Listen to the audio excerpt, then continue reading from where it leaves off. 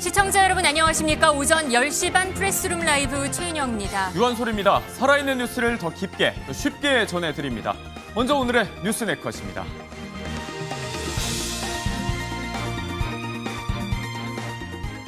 (6.3) 대선까지 딱 일주일 남았습니다. 다수 여론조사에서 이재명 후보 우위와 김문수 후보의 추격세가 확인되는 가운데 내일부터는 여론조사 발표 못합니다. 선거의 여왕이라는 별명을 갖고 있는 박근혜 전 대통령이 오늘 공식 행보에 나섭니다. 선거와 관련한 메시지가 있을지 관심입니다. 언제 유세에 나올까 했던 한덕수 전 총리는 어제 경찰 조사를 받았습니다. 경찰서 밖을 나오는 검은색 차량, 그 안에 한 전 총리가 탑승했습니다. 공식 행보 직전에 부부싸움이라도 한 걸까요? 비행기 문이 열린 찰나 프랑스 마크롱 대통령의 얼굴을 밀쳐낸 이팔, 브리지트 여사랍니다. 온갖 추측이 난무하고 있습니다. 오늘도 대선 소식으로 먼저 출발합니다. 프레스룸 라이브 지금 시작합니다.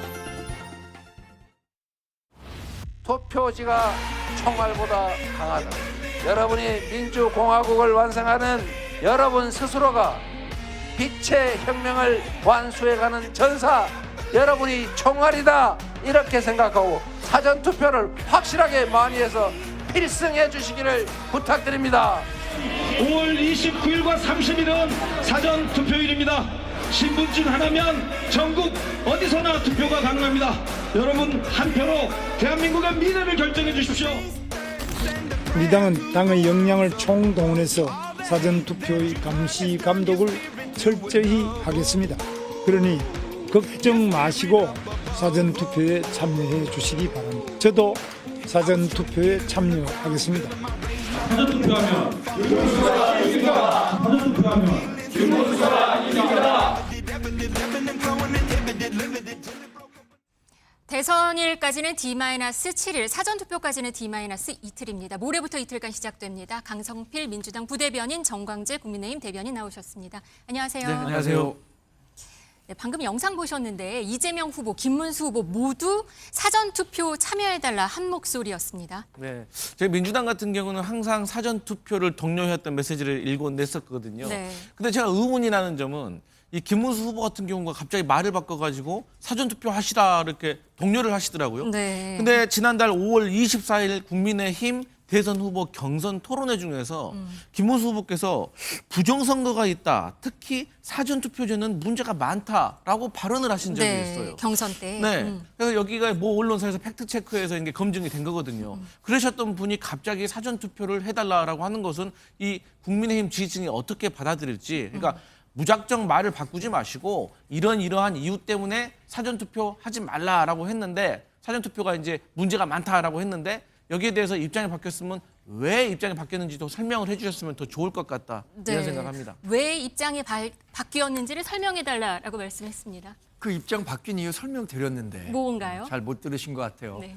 그 지금 당장 사전 투표를 폐지할 수 없습니다. 네. 그러니까 지금 정해진 제도상에서는 사전 투표에 응하는 것이 선거에 이길 수 있는 길이라고 판단한 거고요. 그래서 김문수 후보가 사전 투표를 하겠다라고 직접 얘기한 거죠. 네. 사실 사전 투표는 관리 비용도 많고요. 국민적 의혹이 있는 것도 사실이죠. 우리 당을 지지하는 분들은 또 그런 얘기를 유독 많이 합니다. 네. 그래서 사전 투표와 관련해서 제도적 개선에 대해서 우리 당이 몇 번 얘기를 했어요.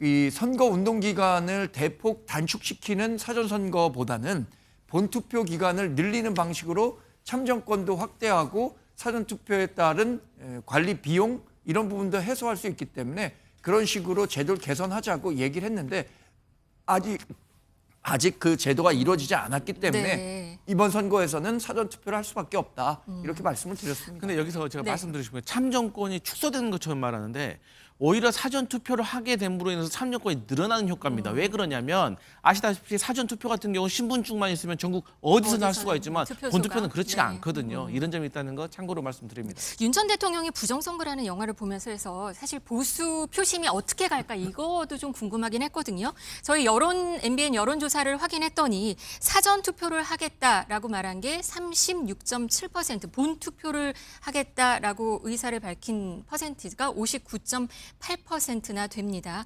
여기에 대해서는 어떻게 보세요? 국민의힘에서는? 실제로 사전투표가 2014년 지방선거부터 도입이 됐는데 여러 가지 참여권 확대라는 측면에서 긍정적 역할을 했다고 생각합니다. 그런데 이 사전투표에 따른 부실 관리 논란은 계속해서 제기됐었던 거거든요. 그래서 우리 당을 지지한 사람들은 사전투표보다는 본투표를 응하겠다는 사람이 상대적으로 많고요. 보수층에서는. 민주당 지지자들은 사전투표에도 적극적으로 임하고 있는데 저는 방송을 통해서 다시 한번 말씀드리지만 사전투표에 대한 관리 문제를 이번에 뭐 과거에도 그랬지만 철저히 우리 당이 관리하고 감독하기로 했습니다. 그러니까 안심하고 사전투표를 하셔도 되는데 중장기적으로는 사전투표와 관련해서는 본투표와 가까운 시일 내로 조정하는 것이 훨씬 더 유리한 제도다 이렇게 판단하고 있습니다. 여론조사 방금 보셨는데 보수층에선 70%는 본투표를 선호한단 말이에요. 그럼에도 사전투표를 독려하는 분위기인 건가요? 왜냐하면 사전투표 이틀 동안에 하지 못한 경우에 본투표 하루만 남게 되는데 본투표 하루에 뭐 개인적인 일이 생길 수도 있고 날씨가 뭐 짓궂을 수도 있고 이렇게 투표를 하기 어려운 상황에 본투표일이 잡히게 되면 그러면 결국 본인의 한 표를 행사할 수 있는 시간이 줄어드는 거잖아요. 네. 그래서 사전투표를 적극적으로 독려하고 있습니다. 네, 그렇다면 이제 전체 판세와 구도 위주로 한번 살펴보도록 하겠습니다. 지난 23일부터 25일까지 실행된 저희 MBN 여론조사 결과인데요. 일단 대선 후보 지지도 세 후보의 격차 조금씩 줄어들고 있습니다. 이재명 후보가 이번 주에 44.9%, 김문수 후보가 35.9%, 이준석 후보가 9.6%. 저희 조사에서도 이준석 후보가 두 자릿수 지지율을 넘보고 있는 가운데 1, 2위 두 후보 간 격차가 지난 조사 때 14.4%포인트에 비해서 9%포인트 한 자릿수까지 좁혀졌습니다. 자, 이걸 좀 지역별로 특정해서 보면 특히 TK 대구 경북 지역에서 이재명 후보가 26%를 기록하면서 지난주에 30% 지지율이 무너졌고요. 김문수 후보는 과반 지지율 50.9%를 넘기면서 이 지역에서 특히 보수 지지층의 결집 효과가 좀 많이 드러났습니다. 자, 양자 대결로 구도를 좀 좁혀서 한번 볼까요? 이재명 후보와 김문수 후보 간의 대결입니다. 이번 주에는 이재명 후보가 48.2% 소폭 줄었고 역시 김문수 후보가 41%, 40%대로 올라서면서 두 후보의 격차도 역시 7.2%포인트로 한 자릿수 차이로 좁혀졌고요. 이준석 후보와 맞대결을 펼치게 된다면 이재명 후보는 어떤 모습을 보일까요? 48.2% 대 33.5%로 역시 그 격차를 조금 더 좁혔습니다. 자, 저희가 소개하는 모든 여론조사는 중앙선거여론조사심의위원회 홈페이지를 참고해 주시면 되겠습니다. 이 부분에 대해서 이제 여론조사 공표 금지 기간이 딱 하루 남았습니다. 일단은 TK 지역에서도 그렇고 막판에 보수 지지층의 결집 효과가 확실히 눈으로 보이긴 하는 것 같아요. 그럼요. 어느 대선이나 51대 49의 싸움은 예고가 됐었던 것이고 저희 민주당도 일관되게 51대 49 싸움을 예고를 해왔습니다. 그러니까 저희가 본선 후보 등록을 시작하고 영남에 공을 많이 들이면서 이제 TK 지역에서 그리고 PK 지역에서 이재명 후보에게 많이 지지를 좀 보내주었던 거죠. 네. 그런데 사실 그때 정치 상황을 보면 국민의힘에서 후보 교체 파동이 있어가지고 상당히 실망스러운 모습을 보이면서 실망한 TK 지지자들이 이재명 후보에게 마음을 많이 돌렸다. 쉽게 말해서 이게 이재명 후보가 좋아서라기보다는 아이고 국민의힘이 정말 잘 못하고 있으니까 회초리 좀 때려야겠다 이런 마음이었는데 이것이 선거가 종반부로 흘러가다 보니까 야 이러다가 완전히 김문수 후보가 깨질 수도 있겠구나라는 위기의식이 느낀 것 같습니다. 그러니까 과거 박근혜 전 대통령 탄핵 때도 홍준표 후보가 당시에 여론조사에서는 12% 정도를 기록을 했었는데 막상 뚜껑을 까보니까 샤이 보수 24%가 나왔거든요. 그렇기 때문에 앞으로도 보수층이 결집을 할 것이다. 그런데 다만 우리가 여기서 주목할 것은 양자 구도를 봤을 때 30%대인 김문수 후보가 이재명 후보가 1대1 구도가 됐을 때 40%가 나오는 반면에 10%대인 이준석 후보가 양자 구도에서 33%가 나왔다는 것은 그만큼 이준석 후보가 양자 구도로 갔을 때는 상승폭이 김문수 후보보다 훨씬 크다는 것이죠. 그렇기 때문에 여기에 대해 이런 것들을 봤을 때 아직도 김문수 후보가 이 TK, PK 전통적인 보수층 지지자들의 결집을 이뤄내지는 못한 것으로 분석할 수 있겠습니다. 그래도 국민의힘 입장에서는 TK 쪽에서 지지율이 올라간 거에 대해서는 좀 고무적인가요?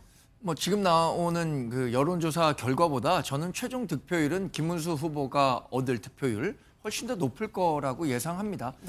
2022년 대선에서 윤석열 전 후보가 TK 지역에서 75%에 육박하는 득표율을 기록했는데 지금 나오는 김문수 후보의 지지율이 50%를 조금 넘는 수준이에요. 그리고 김문수 후보는 뭐 경북 출신인 거 다 알고 계실 테고 결국에는 시간이 갈수록 TK 지역에서의 결집 양상은 더 두드러질 거고요. 그런 흐름을 고려한다면 지금 나오는 여론조사보다 김문수 후보가 실제 선거에서 득표할 득표율은 훨씬 더 높아질 것이다라고 볼 수 있겠죠. 네. 그래서 우리 당은 조심스럽게 역전을 자신하고 있는 거고요. 결국에는 이번 선거 구도 자체가 어렵게 설정이 돼 있었기 때문에 초반에는 고전할 수밖에 없었습니다. 그러나 시간이 갈수록 이재명 후보에 대한 위기감 뭐 이런 부분들은 계속 커지고 있잖아요. 선거 토론회를 거치면서 나왔었던 발언들이나 최근 유세 과정에서 진행되는 것, 또 사법부 압박 같은 양상들에 대해서 중도층 이탈이 가시화되고 있기 때문에 저는 뭐 이제 역전의 시기가 곧 오고 있다 이렇게 아직 판단하고 끝난 게 있습니다. 아니다. 내일부터는 여론조사 공표가 금지가 됩니다. 좀 더 지켜봐야 될 것 같습니다. 이렇다 보니까 선거 전 막판으로 접어들면서 민주당, 국민의힘 모두 맹공을 펼치고 있습니다. 어제는 거북섬이 수면 위로 떠올랐었는데요. 이재명 후보가 거북섬에 유치한 인공 서핑장을 성과로 내세운 후에 논란이 이어지고 있는 겁니다. 국민의힘 김용태 비대위원장은 어제 직접 이 거북섬을 찾아갔는데요. 현장 모습 보시겠습니다. 이재명 후보께서 거북섬 웨이브파크에 대해서 지적하고 자랑을 하셨는데 그럴 것이 아니라 지금 당장 오늘이라도 이곳 거북섬을 방문하셔서 이 상가 주민분들 그리고 인근 시흥 시민분들의 눈물에 대해서 대책을 내놓으셔야 된다고 생각합니다. 계속해서 피하실 것이 아니라 법적인 책임까지도 받으셔야 된다고 생각이 들고 네, 그제부터 이 거북섬이 수면 위에 올랐었던 거네요. 상가 공실률이 87%에 달하는데 치적으로 어떻게 자랑을 하나 이런 얘기를 했거든요. 국민의힘에서는 이 후보 책임론 또 당 차원의 거북섬 비리 특위도 꾸린다면서요. 해당 지역에 가서 유세를 하는데 본인의 치적이라고 설명했고 또 거기에 모인 대중들로부터 호응을 이끌어내기 위해서 자랑한다고 했잖아요. 네. 근데 최소한 해당 지역에 가서 표를 달라는 대선 후보쯤이라면 그 지역이 지금 어떻게 돼 있는지 이거 살펴봤어야 되는 거 아닙니까? 지금 그 지역의 그 모든 상권이 죽어서 거기에서 분양을 받았던 사람들 굉장히 고통스러워하고 있고 지역 전체가 공동화되는 현상을 겪고 있는데 본인의 치적이라고 자랑하는 그런 그 유세 방식은 전 잘못됐다고 보고요. 또 웨이브파크를 유치하는 과정에서 본인이 이렇게 얘기했어요. 꿰어서 유인해서 여기에 유치를 했다.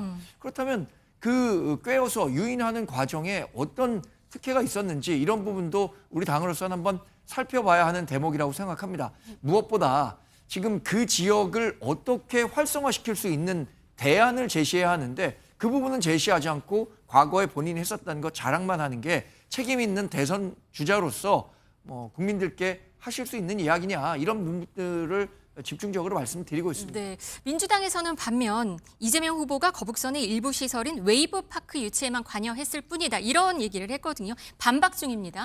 일단 김용태 비대위원장이 아까 화면에서도 무슨 이재명 후보가 법적 책임을 져야 된다라는 식으로 얘기를 했거든요.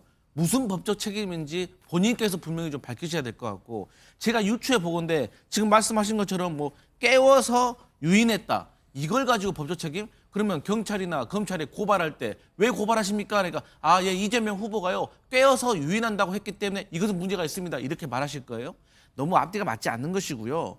어쨌든 간에 이 거북섬 국가항만 마리나 사업은 박근혜 전 대통령 때 남경필 경기지사 시절에 처음으로 유치가 된 거예요. 네. 만약에 박근혜 정부에서 남경필 경기지사가 이거 유치 안 했다고 하면 이재명 후보가 나중에 경기도지사가 됐을 때 거북선을 다시 활성화시키려고 웨이브파크 유치하려고 했던 뭐 필요가 있었겠습니까? 본인들이 저질러 놨는데 이게 활성화가 안 돼서 이재명 후보가 경기도지사가 돼서 보니 이건 안 되겠구나 해가지고 본인이 살려보려고 민자유치 해가지고 이것을 활성화시키고 세계 최대의 인공 그 서핑 파크를 만들려고 했던 거 아니겠습니까? 그런데 코로나가 왔잖아요. 그래서 전 세계적인 재난 상황 때문에 이게 제대로 되지 않았던 겁니다. 그렇기 때문에 마치 이것을 다 하나씩 풀어서 설명을 못한다고 하더라도 마치 이재명 후보가 거북선 그 자체를 개발했다가 실패한 것처럼 말하는 것은 잘못된 일이고 이거야말로 법적 책임을 져야 될 수 있는 일이라는 점을 말씀드리고 싶습니다. 법적 책임 말씀하셨는데 민주당에서는 국민의힘 주진 나경원 의원 등 이 내용 가지고 고발을 하기로 하신 건가요? 이게 제가 이제 아직 확정된 건 아닌 걸로 네. 알고 있지만 뭐 고발장 정도 써놨을 것 같습니다. 근데 뭐가 문제냐면 이 단기간의 선거 때 이런 네거티브 공격이 들어오면 본인의 결백을 증명할 길이 사실 마땅치가 않습니다. 그렇기 때문에 언제부터인가 좀 안타까운 일이지만 정치권이 이렇게 고발을 하게 되는 거죠. 그럼 또 상대방은 무고죄로 하는 것이고, 근데 이것이 선거 끝나고 나면 또 서로 간에 결자해지를 했는데 이게 잘 안 되는 측면이 있습니다. 그런데 국민의힘만이 문제가 아닙니다. 이준석 후보, 우리 나중에도 얘기가 나오겠지만 페이스북에다가 이재명 후보가 거북선을 유치했다라는 식으로 얘기를 네, 했습니다. 지금 저희 화면에 나가네요. 그래놓고 네. 나중에 수정을 했죠. 뭐라고요? 네. 거북섬의 웨이브 파크를이라고. 그러니까 이재명 후보 보고 계속해서 말 바꾼다고 하더니 본인은 글을 바꾼 거 아니겠습니까? 말이야 뭐 즉흥적으로 나왔다고 할 수가 있지만 글은 의도를 갖고 하는 거 아니겠어요? 그렇기 때문에 저렇게 그 웨이브 파크라고 몰래 수정하지 말고 국민들에게 밝히세요.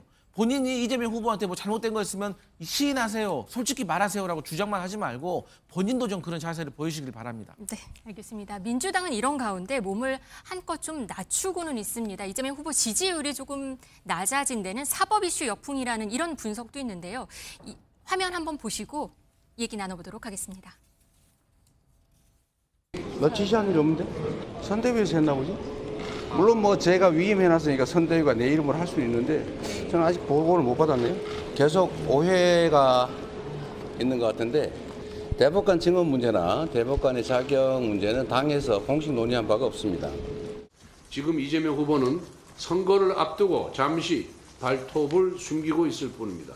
대선을 앞두고 있기 때문에 사법부 장악 기도라는 그런 비판을 피하기 위해서 처리하겠다고 밝히고 있습니다만은 이재명 후보가 말 바꾸기 한 적이 한두 번이 아닙니다. 아마 대선에서 당선되면은 또다시 시도할 것이라고 확신하고 있습니다. 이 민주당이 추진한 비법조인도 대법관이 될 수 있게 한 법안, 그리고 대법관 100명 증원, 이게 지금 일단 철회가 된 거네요. 네. 제 민주당에서 이재명 후보가 본인이 법조인임에도 법조인이기 때문에 좀 검토를 해보니까 이것은 좀 국민적인 공감대를 얻기가 어렵다라고 판단을 하셔가지고 100명 증언하는 거 철회해라. 그리고 비법조인 이 부분도 철회해라. 하지만 우리가 30명 증언하는 것은 검토를 해보자라는 입장인데, 중도층 표심 이탈 그런 우려 때문인가요? 아니 뭐 중도층 표심 이탈도 우려를 한 것도 있지만 본인이 법조인의 시선에서 바라보니까 이것은 조금 국민적인 공감대를 얻기 힘들다. 그런데 제가 흥미로운 기사를 봤습니다. 2010년도에 지금 국민의힘의 전신인 한나라당, 그러니까 여상규, 당시에 뭐 언젠가 이분이 국회 법사위원장도 하셨던 걸로 제가 기억하는데 이분 법안 발의를 하셨어요. 뭐라고 하셨냐면 대법관을 12명에서 24명으로 증원시킨다. 그리고 전문성을 보완하기 위해서 비법조인도 대법관 시킨다. 현행 40세 이상을 45세 이상으로 나이를 상향한다. 경력 15년을 20년으로 상향한다. 그러니까 지금 민주당을 공격하고 있는 국민의힘이 비법조인이 어떻게 대법관 하냐, 그리고 법관을 늘리면 되겠냐, 이런 것에 대해서 이미 한나라당이 2010년도에 다 냈던 내용입니다. 2010년도요? 네, 그렇기 때문에 이 부분에 있어서는 입장이 왜 바뀌었는지 국민의힘이 답을 해야 된다. 이런 국민의힘 말씀드립니다. 답을 해야 된다고 말씀하십니다. 아니, 국민의힘은 네. 이재명 후보가 한 얘기가 뭡니까? 법무부 장관 출신인 국회 법사위 간사 박범계 의원이 그 발의한 내용도 개별 의원 차원에서 추진된 것이다라고 얘기하는데, 여상규 의원이 2010년에 당시에 직책이 정확히 뭔지 모르겠습니다만 그걸 갖고 반박한다는 건 말이 안 된다고 생각하고요. 지금 이재명 후보가 왜 이 얘기 했겠습니까? 중도층 떨어져 나가는 소리가 들리는 거예요, 본인 눈에는. 그런데 민주당 그 의원들은 그거 모르고 추진하려고 하니까 본인은 이제 하지 말라고 말리고 민주당에서 추진했었는데 여론 안 좋으니까 이렇게 그 철회 카드를 꺼내 든 거죠. 근데 권성동 원내대표 얘기한 것처럼 이재명 후보가 지금은 당장 표가 너무나 아쉽기 때문에 중도층 의식해서 이거 철회한다라고 할 수 있죠. 그러나 실제 대통령 되면 이 법안 불과 보름이면 통과할 법안입니다. 지금 국회 권력 민주당이 다 갖고 있죠. 그동안은 윤석열 대통령이, 전 대통령이 행정권, 거부권을 갖고 있었기 때문에 국민 상식과 맞지 않는 법안들은 거부할 수 있었던 거예요. 그런데 지금 본인에게 유리하다고 생각되는 법안은요, 민주당이 만들면 바로 대통령이 비준하고 공포하면 되는 겁니다.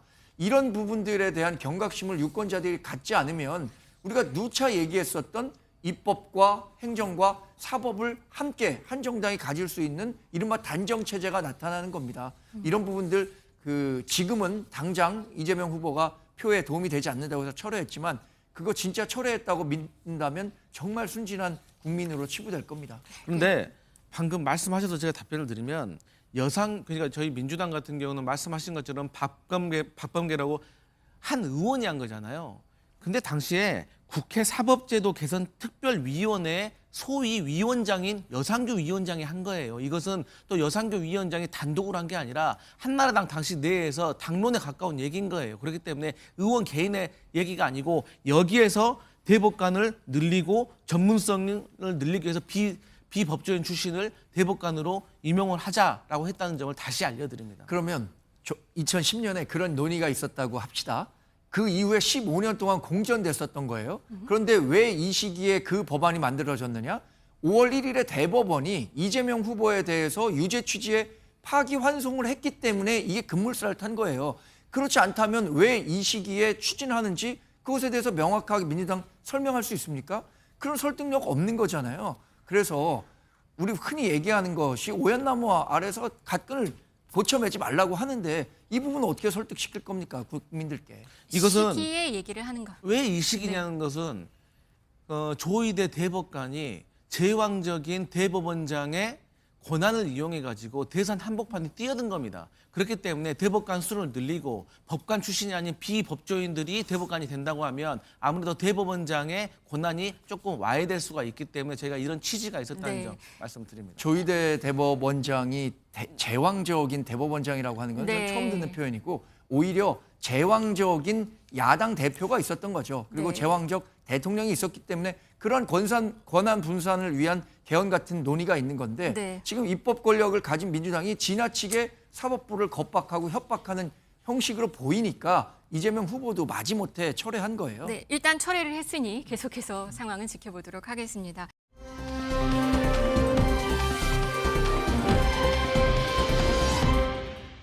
김문수 후보가 이렇게 이재명 후보에 대한 약간 공세 수위를 높이고 있는 가운데 어제 한동훈 전 대표가 김 후보 유세 현장에 깜짝 등장했습니다. 그동안 따로 움직였었는데요. 한번 보시고 오겠습니다.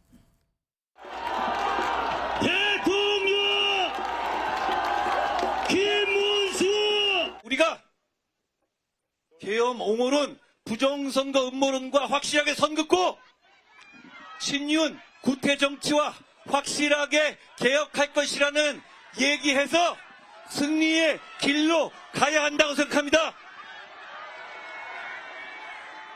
여러분 제 말 믿으십시오. 그러면 이깁니다. 그래서 이깁시다. 반드시 이재명의 위험한 세상을 막아봅시다. 고맙습니다. 여러분, 우리 한동훈 대표에게 큰 박수 한번 보내주세요. 감사합니다. 반드시 우리는 승리할 것입니다. 그리고 우리는 같이 손잡고 승리의 그날을 맞이할 것입니다. 여러분, 함께 갑시다.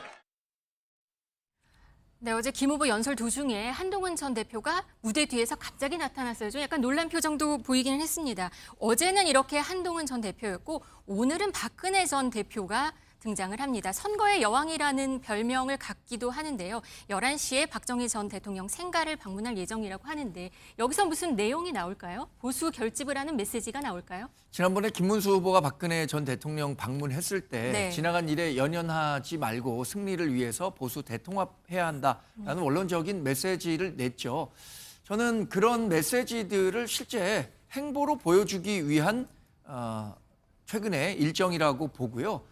여기서 뭐 박근혜 전 대통령이 누굴 찍어라 막아라 이렇게까지 얘기하겠습니까? 그리고 그동안 보여줬던 박근혜 전 대통령의 정치적 행보는 본인이 정치적 사안과는 일정 정도 거리를 두는 행보를 보였기 때문에 그런 메시지를 내지는 않겠지만 그럼에도 불구하고 본인이 유경수 여사의 생가를 방문하고 박정희 전 대통령 생가 방문하는 것은 뭐 이번 선거 과정에서 보수 대통합 없이는 승리할 수 없다라는 어떤 상징적인 메시지를 전달하는 데는 충분한 역할을 할 것으로 봅니다. 보수 대통합의 어떤 메시지 등장만으로도 그런 메시지가 있을 것이다라고 말씀을 하셨습니다. 어떻게 보십니까? 오늘 또 이명박 전 대통령도 만난다고 해요. 그러니까 이게 지금 국민의힘의 선거 캠페인의 현황인 거예요. 그러니까 아직 집토끼들 단속이 안 된 거. 그러니까 내부 지지자들의 결집이 안 되어 있기 때문에 박근혜 전 대통령을 찾아가가지고 결집을 위해서 조금 움직여 주세요라고 말씀하시는 거고, 지금 선거라는 것이 막바지에 다다랐는데 아직 외연 확장도 하지 못했다는 것이죠. 그런데 저는 흥미로운 게 확실히 한동훈 전 대표가 인싸이긴 한 것 같아요. 왜냐하면 같은 편끼리 같은 후보, 같은 당의 후보의 선거운동 도와주는 게 그게 자랑할 일입니까? 그리고 한동훈 전 대표가 김문수 후보의 이름이 써져 있는 운동복을 입고 나올 때도 있고, 또 없는 그 운동복을 입고 나올 때도 있고, 이런 것들이 화제가 되는 것이잖아요. 그런데 이런 것보다 저는 한동훈 전 대표가 김문수 후보를 위해서 선거운동을 하는 과정 속에서 발언했던 그 내용에 대해서 좀 살펴봐야 된다고 생각을 해요. 네. 그러니까 김문수 후보를 찍어주세요, 이재명 후보를 막읍시다, 이런 얘기는 하면서도 꼭 친윤 떨거지, 구태 정치 이런 거 청산합시다라고 하는 거예요. 이런 모습을 보니까 많은 국민들이 지금 국민의힘에서는 두 가지 선거를 같이 하는 것 같다. 하나는 대통령 선거, 하나는 전당대회. 왜? 대통령 선거 이후에 또 당대표를 새로 선출해야 되지 않겠습니까? 그래서 이런 것들을 대비하는 사람들이 있는 것이 아니야라고 오해하기 십상이다. 그래서 저는 일단 내부 단속부터 좀 해야지 김문수 후보가 제대로 된 선거 캠페인을 할 수 있을 것 같다, 이런 생각합니다. 한덕수 전 총리도 좀 등장을 하지 않을까라고 예상을 했었는데 사실 어제 경찰 조사를 받았습니다. 어떻게 될까요? 그러니까 이제 그 대통령실 내부 CCTV를 돌려보니까 어쨌든 이 국무회의, 그러니까 비상계엄과 관련해 가지고 중요한 정황이 된 이 국무회의가 어떤 진술이 엇갈린다는 얘기 아니겠습니까? 네. 그래서 저희 민주당에서 과거에 내란 공범일 수도 있다, 혐의가 있다, 이렇게 말씀을 드렸었거든요. 지금 이낙연 세미래 민주당 상임 고문이 발표를 한다고 합니다. 지금 현장 한번 연결을 해서 어떤 내용이 나오는지 들어보도록 하겠습니다. 공동정부 구상에 대해서 발표할 것이다 라는 얘기가 있었거든요. 어제는 김문수 후보와 비공개 회동을 한 것으로 보입니다. 들어보시죠. 먼저 받으시는 것. 네, 한 단어만 바꾸고 그대로 읽겠습니다. 존경하는 국민 여러분, 사랑하는 지지자 여러분, 대통령 선거가 일주일 앞으로 다가왔습니다. 상당수 국민께서 표줄 곳을 찾지 못해 고통을 겪고 계신다고 들었습니다. 일부 국민은 투표 포기까지 생각하신다고 합니다. 그래서는 안 됩니다. 모두 투표에 참가하실 것을 간곡히 호소드립니다. 이번 대통령 선거는 대한민국의 운명에 치명적 영향을 미칠 것입니다. 그렇기 때문에 국민 여러분께 간청드립니다. 고통스럽더라도 최선 아니면 차선이라도 선택하시고, 그것도 어렵다면 최악을 피하는 선택이라도 하십시다. 기권은 나 한 사람의 투표 포기로 끝나지 않습니다. 기권은 내가 싫어하는 후보의 당선을 돕고 내가 불행한 대한민국을 만드는 지름길이 됩니다. 저에게도 선택의 고통이 큽니다. 그러나 저 또한 선택을 마냥 미룰 수는 없습니다. 선택했다면 그 결과를 감추는 것은 저의 도리가 아니라고 생각합니다. 그래서 오늘 저는 그동안의 고심과 선택의 결과를 여러분께 말씀드리려 합니다. 일찍부터 저는 더불어민주당이 다른 후보를 내면 협력하겠다고 여러 차례 밝혔습니다. 범죄 혐의 없는 다른 후보라면 입법권과 행정권에 이어 사법권까지 장악하며 삼권 분립과 민주주의를 파괴하지는 않을 것이기 때문입니다. 그러나 더불어민주당은 그런 순리를 거부하고 사법 리스크가 하나도 해결되지 않은 후보를 내놓았습니다. 그 결과로 더불어민주당은 한 사람의 사법 리스크를 없애기 위해 입법권, 행정권, 사법권을 모두 장악하는 괴물 독재 국가로 가는 길을 선택했습니다. 어제는 국무총리, 검찰, 경찰, 방송통신위에 대한 국회의 통제를 강화해 그 기관들의 독립성마저 허물어뜨리기로 했습니다. 더불어민주당의 현역 국회의원도 현직을 떠나신 원로도 모두 침묵하며 괴물 독재국가의 길을 따르고 계십니다. 그 모든 것이 더불어민주당의 기괴하고도 절망적인 실상입니다. 그렇게 더불어민주당은 제가 협력할 수 있는 여지를 처음부터 차단했습니다. 저는 아버지에 이어 2대째 민주당 당원이었습니다. 민주당에서 의무를 다하며 성장했고 기회를 누렸습니다.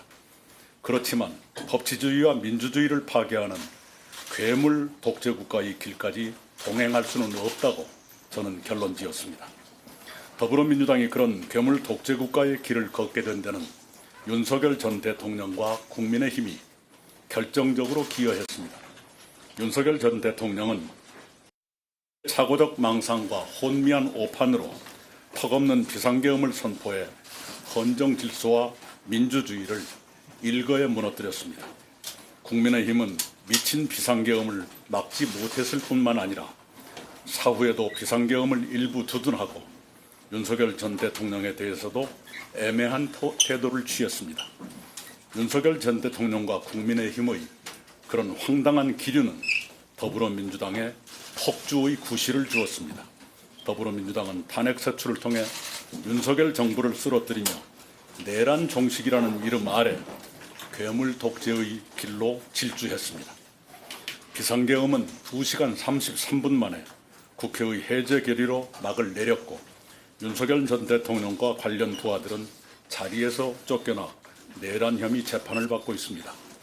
비상계엄은 헌정 질서와 민주주의를 파괴했지만 신속한 계엄 해제와 대통령 파면을 포함한 사법 절차 진행은 국회의 계엄 해제 결의와 탄핵 소추 같은 견제 기능이 살아있기에 가능했습니다. 비상계엄과 내란 혐의는 수사기관과 사법부가 헌법과 법률에 따라 수사, 기소하고 심판해 왔으며 앞으로도 그럴 것이고 또 그래야 한다고 저는 믿습니다. 그러나 지금 더불어민주당이 예고하는 괴물 독재국가는 비상계엄과 또 다른 의미에서 심각합니다. 한 사람이 입법행정사법의 3권을 장악하고 자신의 사법 리서클을 완전히 없앨 때까지 무리한 방법을 계속 동원한다면 그것은 법치주의와 민주주의를 파괴하는 폭거가 될 것입니다. 더구나 한 사람의 그런 위험한 시도가 다른 권력으로부터 아무런 견제도 받지 않은 채 자행될 수 있습니다. 국가 권력 전체를 한 사람이 장악하면 모든 견제 기능이 마비되기 때문입니다. 계엄 때처럼 견제 기능이 살아있느냐 아니면 괴물 독재 국가로서 견제 기능이 죽느냐의 차이는 엄청납니다. 견제 기능이 살아있다면 민주주의는 회복되지만 견제 기능이 죽으면 민주주의도 회복 불능으로 무너집니다. 그렇게 대한민국이 괴물 독재 국가로 추락할 수도 있다는 점에서 이번 대선은 치명적입니다. 괴물 독재 국가 출현을 막는 일이야말로 대한민국이 당면한 최대의 숙제가 됐습니다. 저는 괴물 독재 국가의 출현을 막기 위해 나름대로 노력해 왔습니다. 그와 관련해 저는 김문수 후보의 거듭된 요청으로 어젯밤에 그를 광화문 제 사무실에서 비공개로 처음 만났습니다. 김문수 후보와 저는 괴물 독재국가 출현을 막고 새로운 희망의 제7공화국을 준비하는데 각자의 방식으로 협력하자는데 원칙적으로 합의했습니다. 우리 두 사람은 국민 통합을 위한 공동정부 구성과 운영, 제7공화국 출범을 위한 개헌 추진 협력, 2028년 대선 총선 동시 실시를 통한 대통령과 국회의 임기 불일치 해소 및 3년 임기 실천 등에 원칙적으로 의견을 같이 하고 구체적 협의는 양당에 맡기기로 했습니다. 저는 비상계엄과 잇따른 대통령 파면에 대한 성찰로서 대선 이후에 국민의힘을 비롯한 정계의 대대적 개편이 일어날 것이라고 전망했고 그는 수긍했습니다. 저는 윤석열 전 대통령과의 결별을 거론했고 그는 경청했습니다.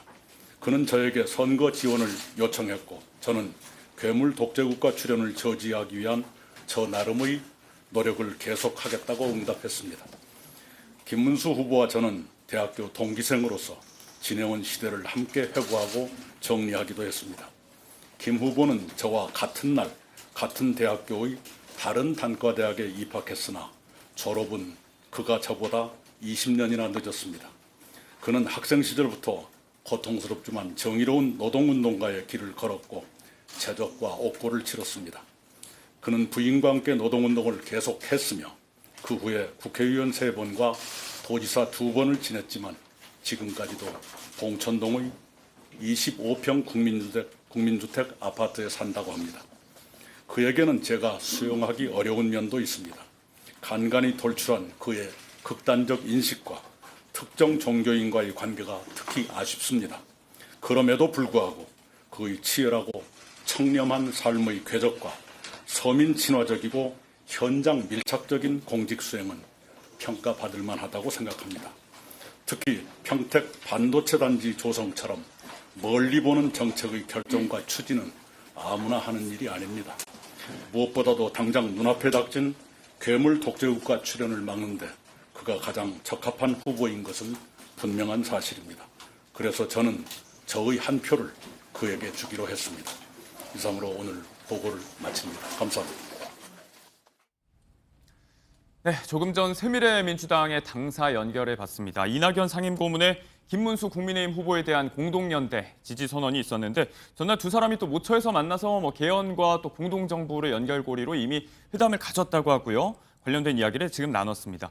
선거 막판에 이제 당초에 반 이재명 연대라고 명명을 했었던 빅텐트를 좀 치는 것 같아요. 손학규 대표도 합류를 했고 어떻게 보셨습니까? 지금 대한민국 정치권에서 이재명 후보의 무능과 위험성에 대해서 가장 잘 아는 사람이 있다면 저는 이낙연 전 총리를 꼽을 수 있을 것 같습니다. 예. 2022년 민주당 경선 과정에서 그 과정을 이 전 총리가 다 목도했었던 거죠. 그 이후에 이재명 후보가 민주당을 장악하는 과정, 이른바 비명행사 이 공천 과정을 보면서도 네. 이재명 후보가 가진 정치적인 위험 이런 것들에 대해서 절감을 했을 겁니다.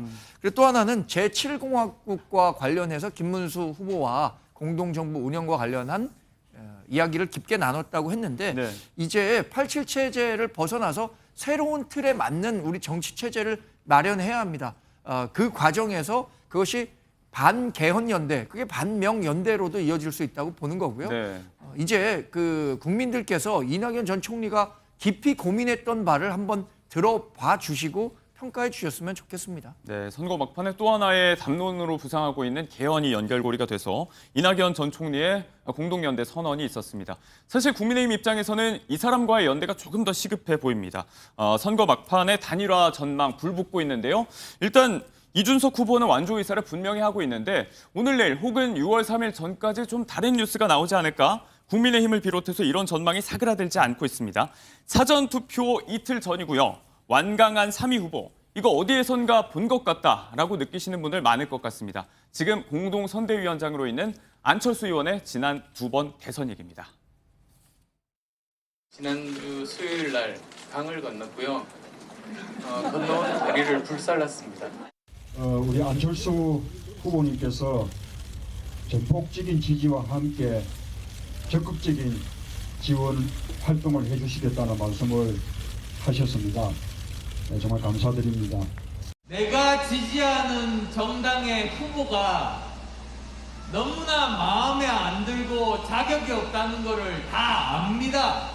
상대방 떨어뜨리기 위해서 마음에 안 들고 무능한 후보를 뽑아서 그 사람이 당선되면 그 다음에 대한민국 어떻게 됩니까? 1년만 지나고 나면 내가 그 사람 뽑은 손가락 자르고 싶다고 또 그럴 겁니다. 저 안철수는 윤석열 후보를 지지하기로 했습니다. 국민 여러분, 늦어서 죄송합니다.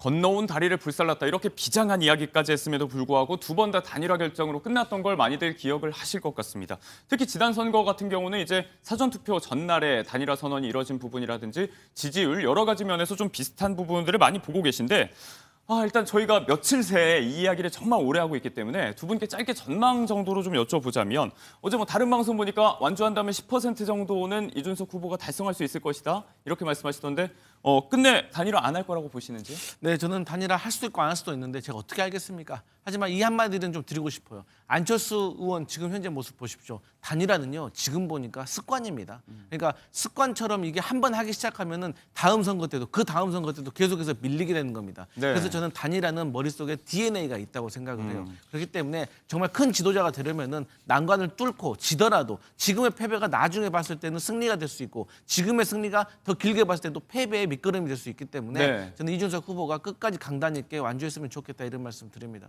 이 이야기가 지지부진하니까 이제 전날 권성동 원내대표는 뭐 우리가 그렇게 목맬 필요도 없다. 뭐 당내에서도 유권자들이 사표 우려해서 알아서 전략적 선택할 것이다 이런 이야기가 나오고 있는데 오늘 보니까 내내 전향적인 발언하던 김용태 비대위원장도 조금은 기류가 달라진 것 같아요. 그래서 단일화 끝날 때까지는 끝난 게 아니다라는 각오로 이준석 후보와의 단일화 추구하겠죠. 예. 그것이 조금이라도 우리가 이번 선거에서 이길 수 있는 길로 가는 과정이라고 생각하기 때문에 그 가능성을 단 1%포인트라도 높일 수 있다면 단일화는 절대적으로 추구해야 하는 가치인데 그게 현실적으로 어렵다면 유권자 여러분들이 현명하게 판단해 주셔야 할 거라고 예. 생각합니다. 지난 2024년에 있었던 3자 구도 선거에서 부산 수영구는 후보자가 단일화가 되지 않은 상태에서 그 유권자들이 자동적으로 단일화를 하는 방식으로 정현욱 후보를 뽑았고 네. 장해찬 후보는 10% 아래 득표율에 그치면서 우리 후보가 당선될 수 있었는데 그런 식의 정치적 단일화 유권자 여러분들이 자연스럽게 해주는 단일화 가능성도 있다고 봅니다. 네, 가장 이상적인 단일화 타임은 지나갔고 이제 뭐 사전 투표 전날 마지막 대선 전날이 남았는데 이준석 후보의 완주로 끝날지 한번 지켜보도록 하겠습니다.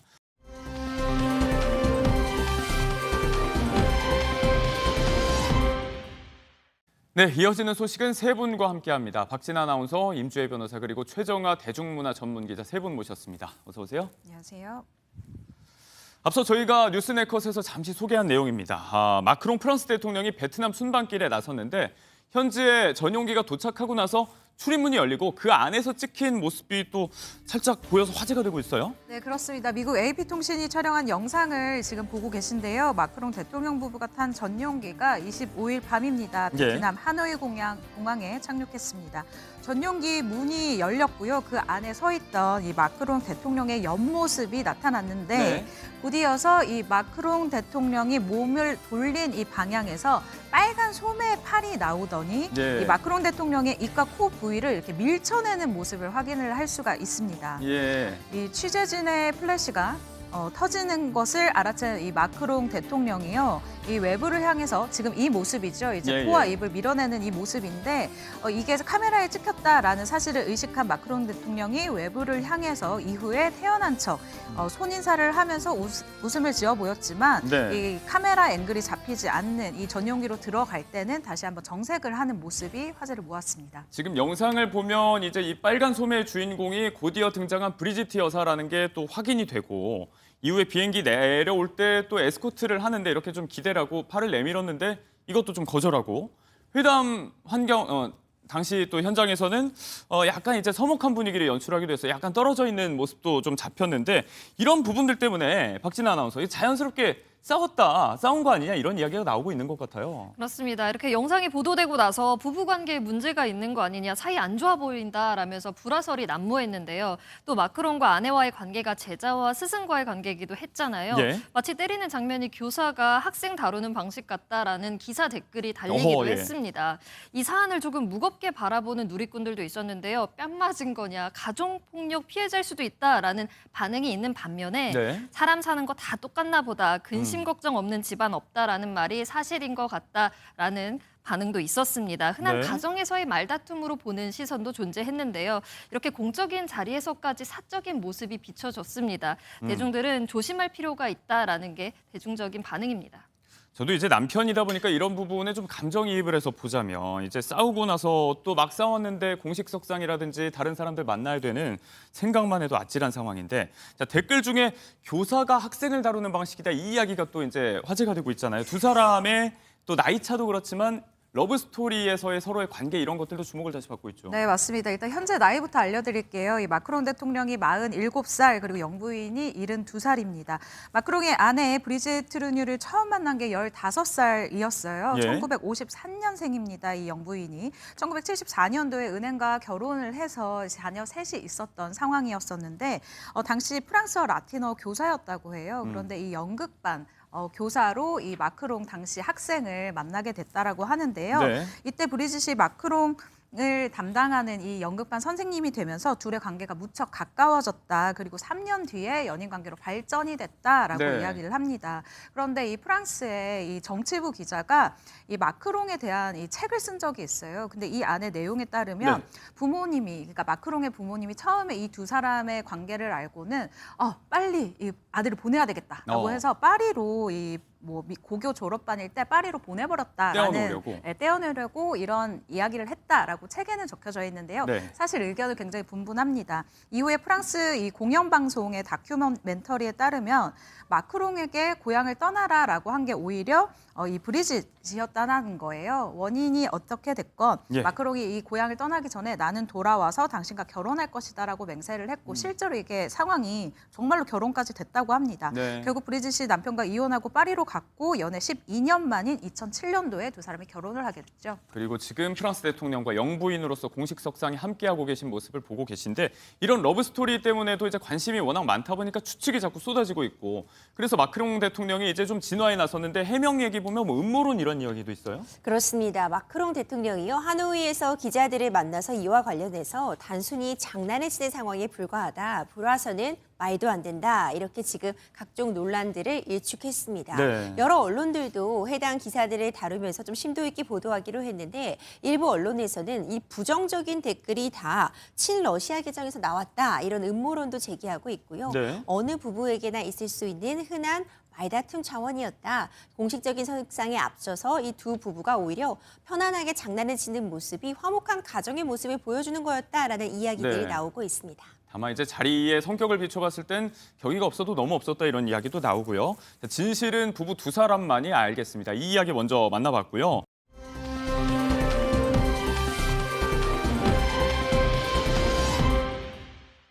이렇게 달고 쓴 일 다 함께 해야 되는 게 부부인데 역시 웨딩 마치를 올리고 나서 얼마 지나지 않아서 또 여러 구설수로 골머리를 앓고 있는 분이 있습니다. 배우 임성원 씨의 이야기가 또 보도가 되고 있습니다. 논란이 되고 있는데 결혼 9일 열흘 만에 배우자 관련 논란에 휩싸이고 있습니다. 어떤 내용인가요? 네, 임성원 씨가 지난 17일입니다. 이 서울의 모처에서 결혼식을 올렸는데요. 하지만 이후 임성원 씨 남편이 이 지주택이라고 우리가 흔히 얘기하죠. 지역 주택조합 사업을 한다면서 부동산 사기를 쳐왔다라는 현재까지 주장입니다. 이 주장이 제기가 된 건데요. 한 매체가 이날 A씨가 사기 전가 3범이고 수백억 원대의 사기를 쳤다라고 전했습니다. 네. 또한 이 2018년 이후에 6개 지역에서 지주택 사업을 했는데 두 곳에서만 이 100억 원대 이상의 소송을 당한 상황이다라고 보도를 한 상황이에요. 네. 현재 사기, 배임, 횡령, 업무 방해, 재물 은닉 등의 혐의로 수사 재판을 받고 있다. 피해 규모 200억 원 이상이다라고 보도를 했습니다. 네, 일종의 부동산 시행 사기와 관련된 혐의인데 이게 논란의 보도가 있고 나서 보니까 좀 이상하다 싶은 게 결혼식 당시에 남편 모습이 또 논란이 되고 있는데 식장에서 계속 심지어 이제 본식 촬영 중에도 핸드폰을 계속 만지는 모습을 보였다. 굉장히 좀 초조하다는 이야기가 전해졌어요. 박진아 아나운서. 그렇습니다. 식장에서 신랑의 모습은 다소 초조한 기색이었는데요. 계속 휴대폰을 들여다보는 모습이었습니다. 사진 촬영을 할 때도 계속 휴대폰을 눈에서 떼지 못했습니다. 네. 아마도 채권자들의 기습이 예상되기 때문이었을 것 같은데요. 이 한 채권자가 언론사에 말을 하길 전화도 받지 않는다. 돈을 받을 방법이 없으니까 예식장을 찾아갈 수도 있다라고 말을 했다고 합니다. 네. 다른 채권자 중에는 받아내야 할 돈이 12억 원인 사람도 있었다고 하는데요. 일단 빚에 시달리는 상황에서 결혼식을 진행한 모습이 논란이 됐습니다. 이 추측이 맞다면 이제 정말 축하받고 정말 행복해야 될 결혼식장에서 남편이라는 사람이 굉장히 또 초조하고 또 불안한 시간을 보냈다는 얘기인데 신혼여행을 제주도로 갔다고 해요. 이것도 이제 사기 혐의 때문에 출국 금지가 됐다는 주장도 있었고 법적 혐의 말고도 이번 결혼이 이미 3원이다. 여러 가지 또 미심쩍은 부분이 있습니다. 박진아 아나운서, 이 지주택이라고 하는 부정한 부동산 사업의 조합원들, SNS에 사건 피해자라고 주장하는 댓글이 많이 올라오기도 해서 또 논란이 됐었는데 지금은 댓글창이 막혀 있다고요? 네, 일단 임성원 씨 SNS 게시물에는 계속해서 임성원 씨를 향해서 피해자라며 주장을 하는 사람들의 댓글이 달리고 있는 상황입니다. 네. 자신이 지주택 피해자라고 밝히면서 남의 돈으로 고가의 차를 타고 다니는 거 좋냐, 당한 일을 생각하면 지금 피가 거꾸로 솟는다라면서 격분하는 댓글들도 있었고요. 네. 떳떳하다면 이 댓글을 지우지 말아달라라면서 억울한 심정을 드러내는 사람도 있었습니다. 네. 일부 팬들은 이 같은 소식에 사실이 아니길 바란다, 지금이라도 결혼 물러야 되는 거 아닌가 걱정하는 댓글도 존재했는데요. 네. 일단 현재 임성원 씨는 최대한 게시물의 댓글을 지우고 있는 상황입니다. 댓글을 지우고 막는다고 능사가 아니겠습니다만 만약에 이런 정황을 정말 몰랐다면 가장 당황스러운 건 임성원 씨 본인일 것 같습니다. 지금 현재 임성원 씨의 입장은 나왔을까요, 변호사님? 지금 소속사에서도요. 이것은 이 소속사 배우의 개인적인 사익 때문에 정확한 입장은 확인하기 어렵다라는 정도만 나오고 있습니다. 네. 아마도 좀 사태를 좀 관망하고 있는 상황이 아닌가 싶은데요. 아직까지는 일단 모든 것들이 이제 주장에 불과하고 네. 사실관계는 좀 더 확인해볼 필요가 있겠지만 지금 알려진 바에 따르면 결혼식을 한 이 남성이 출국 금지가 되었다 이런 이야기도 전해지고 있거든요. 네. 만약 피해자가 있다면 법적인 부분에 대한 책임은 반드시 묻고 지나가야 되는 부분이고 사실과 다른 부분이 있다면 바로잡고 가야 되기 때문에 조금 더 사실관계 파악 기다려볼 필요 있어 보입니다. 피해를 주장하는 많은 분들이 있고 또 의혹과 추측이 계속해서 이어지고 있습니다. 그래서 논란의 중심에 있는 이 사람의 목소리가 궁금한데 임성원 씨의 남편 본인이 직접 또 해명을 했다고 하는데 뭐라고 했나요? 네, 입장을 밝혀야죠. A씨 입장은 이렇습니다. 사실 무근이다라고 이야기를 한 건데요. A씨의 이 법률 대리인이 이번에 공식 입장을 냈어요. 사실관계가 확인되지 않은 내용이고 현행 법령에도 위반되는 사항이다라고 했고요. 네. 또 추가로 명예훼손 등 민형사상 강력한 법적 조치를 검토하고 진행하고 있다라고 합니다. 앞서 앵커분이 얘기하신 것처럼 예. 결혼하면 단맛 쓴맛을 다 본다라고 하는데 임성원 씨가 결혼을 하자마자 지금 쓴맛을 보고 있잖아요. 네. 이 배우가 감당하고 있는 이 쓴맛, 이 충격은 사실 피해자 못지 않을 것이라고 생각이 들고요. 네. 이 사안이 누구의 일인가를 좀 구별을 해서 이제 비판을 하든 아니면 이후 수사 결과를 계속해서 지켜보는 것이 중요한 사항이라고 생각이 듭니다. 양측의 주장이 팽팽하게 대립을 하고 있습니다. 사실이 확인되기 전까지는 무분별한 비판은 좀 삼가야 되지 않을까 싶고요. 아무튼 피해를 입었다고 주장하는 분들이 다수고 진위 여부가 수사를 통해서 명백하게 가려질 필요는 확실하게 있어 보입니다. 결혼 직후에 이런 안타까운 논란, 그리고 또 이혼을 둘러싸고 또 마침표를 찍은 사람도 있습니다. 배우 황정음 씨의 얘기입니다. 최근 많은 논란의 중심에 서고 있는데 전 남편 이용돈 씨의 회사로부터 18억 원 상당의 부동산을 가압류당했다는 사실이 전해졌었습니다. 이번에 이혼 소송이 마무리되면서 일단은 좀 한숨을 돌리기도 했다고요? 네, 황정음 씨 소속사 측에서요. 이 황정음 씨의 이혼 조정건이 원만하게 마무리되었다라고 밝혔습니다. 예. 이 조정이 마무리되었다는 건 결국 이혼이 성립됐다라는 부분이고요. 사실 또 여러 가지 쟁점들이 이혼 소송 과정에서 좀 잡음들이 이렇지만 네. 최근에 전해진 소식이 황정음 씨 명의의 부동산에 이 전 남편의 회사가 가압류를 걸어두었다 이런 부분이 확인이 되었습니다. 네. 이제 이 부분과 관련해서도 일반적으로 이제 이혼 소송 진행을 하면 재산 분할 절차를 거쳐야 되고 양측의 재산을 특정하고 처분을 막기 위해서 이런 보전 처분 행위를 통상적으로 하는 조치에 불과했다 이렇게 밝히고 있고요. 네. 이혼이 이제 원만하게 마무리가 됨에 따라서 이런 가압류 같은 부분도 해제될 예정이라고 밝혔습니다. 네, 하지만 이 소식에도 마음이 편할 수만은 없는 게 지금 또 소속사의 자금 40억 원대 횡령 혐의로 재판에 넘겨져 있는 상황이고, 자, 이 부분 지금 정리가 어떻게 될까요? 이 횡령과 같은 부분도요. 지금 재판이 진행 중입니다. 황정음 씨가 사실상 본인의 1인 기획사라고 볼 수 있는데 회사 자금 40억 원을 유용을 해서 이제 가상자산에 투자한 것으로 알려졌습니다. 네. 이것은 사실 회사의 돈을 개인이 유용한 것이기 때문에 횡령의 책임을 질 수밖에 없고 예. 양형에 있어 참작할 만한 요소가 있을지를 보고 있는 것인데 거의 대부분의 자금을 일단 다시 회사로 돌려놓았다고 밝히고 있습니다. 네. 이 부분도 좀 수사와 재판의 진행 과정 조금 더 지켜볼 필요 있습니다. 네, 법적 소송까지 결혼과 이혼을 두고 논란의 중심에 섰던 인물들의 이야기까지 만나봤습니다.